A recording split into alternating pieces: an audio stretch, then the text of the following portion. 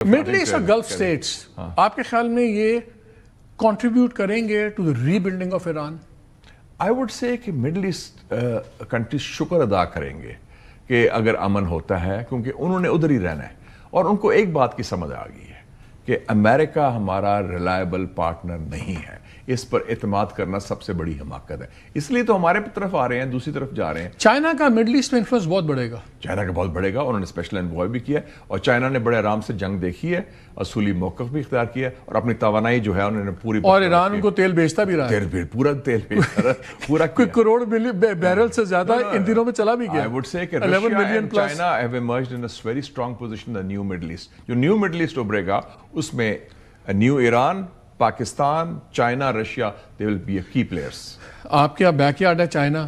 آپ کو تو ہم پتہ ہے، ہم تو آپ کے نام کے ساتھ بھی کچھ وان جی ٹائپ لگانے کا سوچ رہے ہیں، سید شاہد حسین وان جی یا سمتھنگ لائک دیٹ، کچھ چائنیز نام دے، کچھ چائنیز نام دیں گے، چائنیز انوائے آئے ہوئے جی، اور بیہائنڈ دا سینس بڑی کام ہو رہا ہے۔ یو اے شاو یونگ، کیسے یاد نام کرتے ہیں، وہ اب آئے ہوئے ہیں، ہی شکلنگ بٹوین دیٹ۔ 8 تاریخ کو وہ ملا متقی کو ملے ہیں کابل میں، اب ادھر بھی آئے ہوئے ہیں اور پھر پرسوں بیان بھی دیا ان کے ایمبیسڈر نے یو این سیکیورٹی کاؤنسل کہ ہم چاہتے ہیں کہ صلح ہو، معاملہ ٹھیک ہو اور سیریس کام کر رہے ہیں اس کے صلح کرانے کے۔ کروا پائیں گے؟ ایک اور ملک بھی تیار ہے اس کے لیے، ترکی ہے، ان کے بھی کچھ لوگ، ترکی نے پیچھے ہاتھ اٹھا لیے تھے استنبول کے بعد، لیکن وہ انہوں نے، لیکن مجھے بتائیں جہاں قطر، جہاں پہ طالبان بیٹھے رہے اتنے سال، وہاں پہ دوحہ ٹاکس بھی ہوئی، امریکنوں والی چیز ہوئی، وہ نہیں کروا سکے، ترکی کا انفلوئنس ہے وہ نہیں کروا سکے، چائنا کے ٹھیک ہے اکنامک انٹرسٹ سب کچھ ہے، کیا چائنا کا ان دونوں سے زیادہ وزن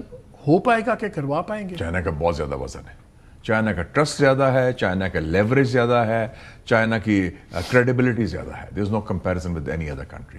اگر کوئی کروا سکتا ہے معاملہ ٹھیک، وہ چائنا کروا سکتا ہے۔ ان کا جو اس وقت انگریس ہے کابل میں، وہ میرے خیال میں کسی اور ملک کا نہیں ہے، بلکہ پہلے تھا کہ the road to Kabul lies through اسلام آباد، now the road to Kabul lies through Beijing۔ last 1 minute، اگلے ہفتے 10 دن کے بعد یہ جو امن اللہ کرے اب ہو جائے، اور یہ نظر آ رہا ہے کہ یہ اب کچھ سٹیپس ہو گئے ہیں، بیبی سٹیپس ہو گئے ہیں، سب کچھ ہے۔ اس جنگ کا سب سے بڑا نقصان کیا ہوا اور اس جنگ کا سب سے بڑا فائدہ کیا ہوا، ایران اسرائیل امریکہ جنگ کا؟ اس کا سب سے بڑا جو نقصان یہ ہوا ہے کہ جو ایک گلف برانڈ تھا جو 30-40 سال سے سیرینٹی، پیس، فیکل، فن ان دی سن، دبئی شاپنگ فیسٹیول، وہ ہٹ ہو گیا ہے اور وہ اتنی جلدی ریکور نہیں ہوگا جتنی بھی مارکیٹنگ کریں آپ۔ سو دیٹ گلف برانڈ جو بڑی محنت سے انہوں نے بنایا تھا، دبئی چلو، ادھر پیسے رکھو، that has been hit for a 6 and I think وہ that will take decades to recover, وہ بڑا ہوا ہے۔ اور جو فائدہ اس سوال سے ہوا ہے کہ مائٹ از رائٹ، جو ایک اصول مودی نے اپنایا تھا ہمارے خلاف، وہ فیل ہوا، ٹرمپ نے ہر جگہ اپنایا تھا، اور ٹرمپ کی یہ پہلی بڑی شکست ہوئی ہے، جو فوجی بھی ہے اور سفارتی بھی ہے اور سیاسی بھی ہے، اور اس کا جو ساتھ جو دم چلہ کہہ لیں یا ایلائی کہہ لیں نیتن یاہو، اس کو بھی ایک لگام لگی ہے پہلی دفعہ۔ جو اگلا پریزیڈنٹ آیا، جو بھی ہے، لگتا ہے کہ تھوڑا سا یو این وغیرہ میں دوبارہ جان پڑ جائے گی ان چیزوں میں۔ آئی تھنک یہ جو پلے بک بنائی تھی انہوں نے، جو مرضی چاہے ہیں، جس کی لاٹھی اس کی بھینس، وہ تو کلیپس ہو گئی نا، وہ ایرانیوں نے یہ دکھا دیا تھرو دیئر دبنگ طریقے سے۔ اس کے بعد ٹرمپ کیوبا میں گھسے گا، رسک لے سکتا ہے؟ نہیں، میرا رپورٹ جو میں نے چیک کیا ہے، کیوبا کی ان کی بیک ڈور ڈیل ہو رہی ہے۔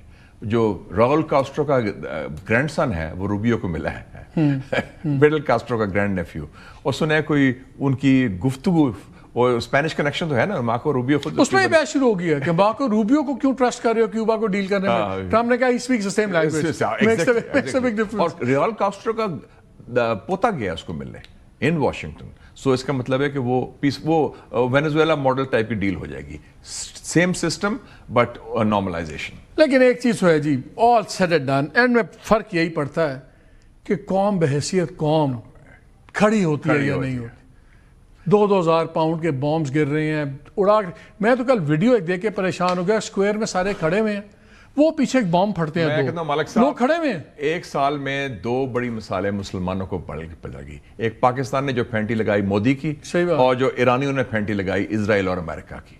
یہ ایک نیا ہمت حوصلہ مسلمانوں میں آئے گا. ٹھیک ہے پہلے لوگ کہتے تھے مسلمان مک گئے. نہیں آپ لوگ کہتے تھے نا وہ جی بات اسلحے کی ہے بندے کی, بندہ میٹرز. ہاں بندہ matters, absolutely. It's the singer not the song. چلیں جی اسی نوٹ پہ اینڈ وی ہوپ کہ اب جو بھی آنے والے دن ہو ایران کے لیے, مسلمانوں کے لیے, اور یہ نصیحت لگ جائے سب کو کہ جب تک آپ کے اپنے زور بازو پہ آپ نہیں رہتے اور یہ کرائے کے کانٹریکٹس پہ رہتے ہیں تو یہی ہوتا ہے جو مڈل ایسٹ کے ساتھ ہوا ہے. But any way let's hope کہ آنے والے دن اچھا ہی ہوں.